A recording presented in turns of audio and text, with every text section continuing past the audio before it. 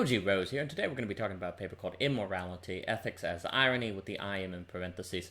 And the paper covers a lot, but it asks the question, if you're sitting around reading the Groundwork of the Metaphysics of Morals by Kant, because you're trying to learn the ethical life, but on the other side of the planet somebody is dying of starvation or suffering, isn't this kind of an immoral act to be learning ethics, because you could be doing something to help that person? You could say, well, they're on the other side of the earth, there's not much I can do, but does distance qualify as a legitimate reason for not helping someone? I mean, we could ask that about anyone right now. If I'm doing something instead of helping someone because surely someone is suffering, is that not an immoral act? And you could say, well, I'm ignorant. I didn't know who was suffering or what to do. But does ignorance absolve you of immorality? And so on and so forth. And we say, well, I donated $1,000 to a charity. Well, what about $2,000? And the paper goes on and on. It wants to make the argument that we have to remember that we're trying to determine what is ethical or what is just or what is the right thing to do. We're always starting from a position of all of us being immoral. And the I am is in parentheses, a mixture of moral and immoral, that no one is purely moral. Because it's just a matter of by what standards you determine the moral life. You can say, well, you're moral relative to what you can help and what you can do, but according to what standard can you limit and bracket the moral life like that? It seems ultimately very subjective. And so if we can first establish that we're all immoral together, we're both a mixture of moral and immoral, that can, one, be a good starting point for discussion, and also it can be, I think, very important for humility to understand that no one is perfectly moral, that we're all pretty much failures when it comes to the perfect moral life. Also, too, the paper talks about how, it may help us when we're trying to ask about what is moral to remember that the question is always going to be, again, I'll use the language of bracketing out all of life, into a certain moment, into a certain situation, but all situations are in concerts with countless other situations, and all of those situations redefine the meaning of the other situations. And so we're always, when we're asking, let's say, is it ethical to release a murderer from a prison? Or is it unethical to deny a murderer food? We're always, that very question is to bracket the moral dilemma into a limited situation, when first we have to ask, where did we get the food from? How did we get the food? What kind of murder did the person do? Maybe it was just killing, and the state defines murder as any kind of killing, even killing of an animal, but according to that person's definition of what is an animal, killing an animal is not the same as murder. You can kill an animal while you can only murder a human. And then we get into questions of intentionality. So even just asking that one question, you're framing it, you're restricting the variables so that you can understand the question and comprehend it. But the moment you do that, you're not talking about the real world. You're asking a question almost about the question itself.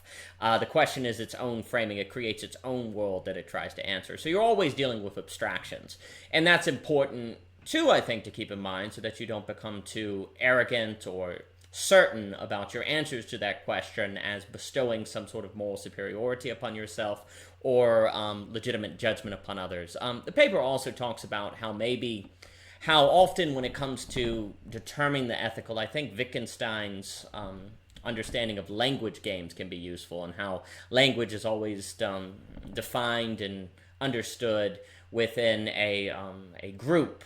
He kind of dismissed the language game theory later on, but I guess a way to put it is, if I have a friend and I tell the friend I'm going to meet them at the movie theater at 5 o'clock, then relative to my friend and the rules that I've now established a rule where it is wrong for me not to be at the movie theater at 5 o'clock.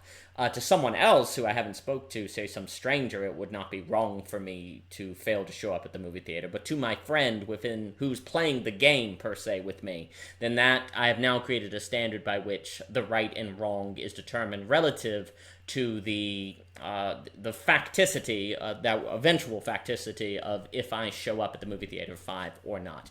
If for another person I say I won't show up at the movie theater at 5 o'clock, and let's say my friend is going on a date with someone and I'm promising to leave them alone, and let's say I show up at the theater at 5 o'clock, well, then in that situation, it would be wrong. I've acted in a way immorally because I've lied. While in the other situation, it's right for me to show up at 5 o'clock. So determining the right and wrong is very relative to the situation, the terms, the agreement, the people involved, and the other step I want to make, though, is to say that relative to that situation, there is in fact an objective right and wrong. It is not just subjective. There's often this debate if ethics is subjective or if it's objective.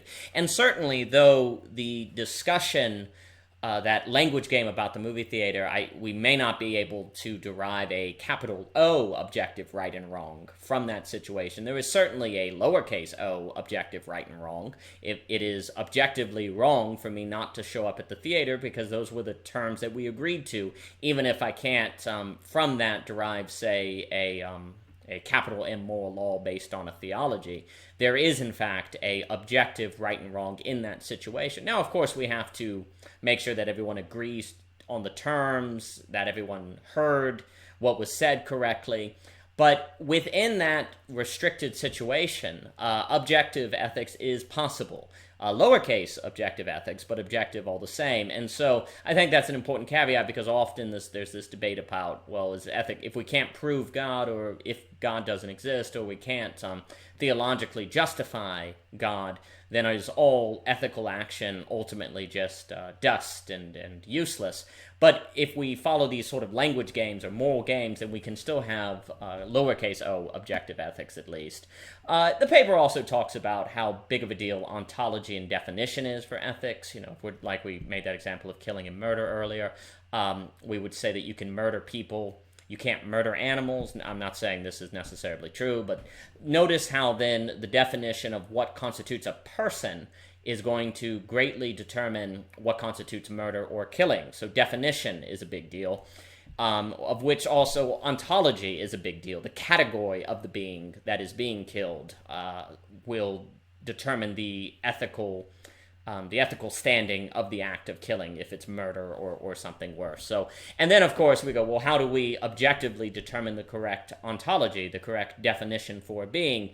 And that will get into kind of Karl Popper, falsification, and then also just definitions and law. And ultimately we're groping, because even if we do have a law that is like a capital L law that God creates, we can't necessarily know that we have a lowercase l law that is like the capital L law. We can have a truth like the divine truth, but not necessarily have the eyes to see it. So then we have to establish ways where, even though we can't be certain that our lowercase l law is like the capital L law, we can have reason to believe it is based upon tradition and use over time and seeing the practical results of it. So anyway, the paper has a lot going on in it. That's just a quick summary, and I hope you enjoy it. You can find it at ogrose.com, and thank you for your time.